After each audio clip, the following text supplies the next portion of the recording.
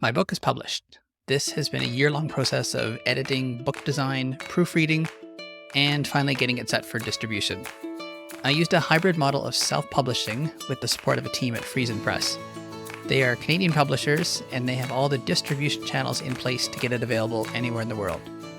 The title is Practical Regeneration: Realistic Strategies for Climate-Smart Agriculture. Here's the elevator pitch. Farmers are feeling the pressure to implement climate-smart strategies from outside forces. Governments are making international commitments, and agribusinesses are responding to consumer demands and shareholder resolutions. The hype of regenerative agriculture keeps growing. But what actually works? I've spent 2 decades working with farmers on the Western Canadian Prairies. I've seen what works and what doesn't. I spent time critically reviewing the science behind the claims. Whether you're a farmer, an agronomist, or anyone that touches agriculture, this book will help you find the practices that help the planet and, just as importantly, farmers' economic sustainability. So welcome to the 6th season of Plants Dig Soil, a podcast about realistic regen ag. I'm your host, Scott Gillespie, and I'm an agronomist from the Western Canadian Prairies, specializing in climate-smart agriculture. I discuss scientifically proven practices that benefit the planet and, just as importantly, farmers' economic sustainability. Be sure to visit my website, www.plantsdigsoil.com, for resources and information about the services that I offer for farmers and agribusiness.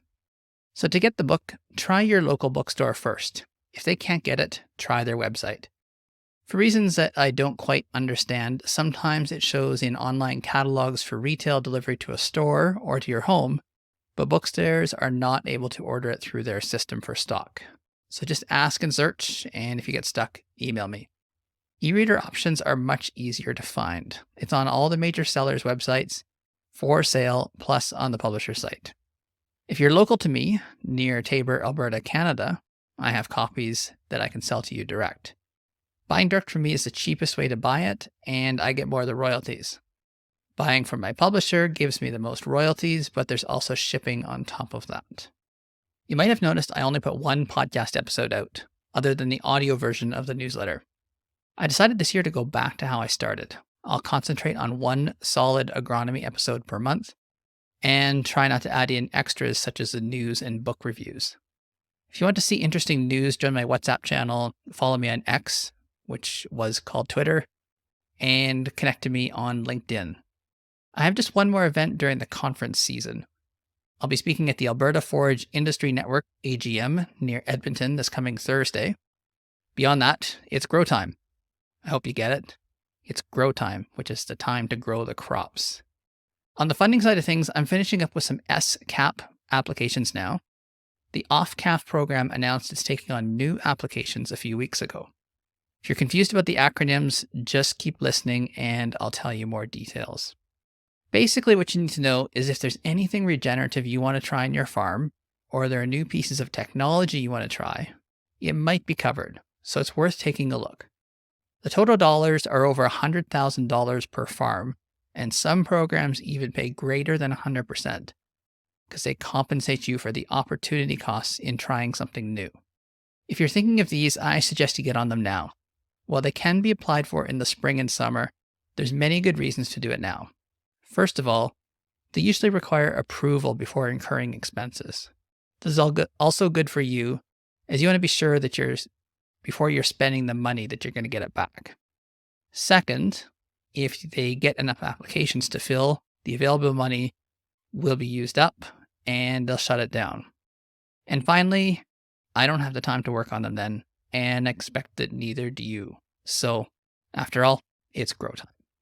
And finally, just a reminder that if you want to get my monthly newsletter to your inbox or to LinkedIn, check the links in the description. If you're subscribed to the podcast, you'll continue to get this audio version. If you're watching this on YouTube, you'll see some extra visuals, but it's the same audio as the podcast. So for this rest of this episode, I'm just going to highlight the services that I offer. So first of all, there's speaking, teaching, and workshop design. This is related to what I'm doing in later this week with speaking at the Alberta Forage Industry Network. I can give presentations online or in person. I have taught courses at Lethbridge College in the diploma and degree stream, and I've created workshops for different organizations. Full list of my work is on the media page. Some of the events are recorded, some of them are not, but I have found some that are YouTube, posted by the organizations that show me up in front of talking to people. Now, the main part of my business is consulting. I don't sell any products. I don't follow systems that others have created. I get to know your farm or your agribusiness, your needs, and work to develop a plan that works for you. You're not locked in, and once the plan is created, you're free to implement it on your own, or hire another company, or retain me for help along the way. So you don't have to keep working with me, but of course, I always like working with people in the long term. So I have three options. There's what I call a Q&A. It's $600. And what that is that when you have questions, you're not sure where to start, you don't even know exactly what you need or what you want to do, or maybe even you just need a second opinion from your current advisor or from your retail that is telling you about products that they think you should try, I can be there to help you work through that.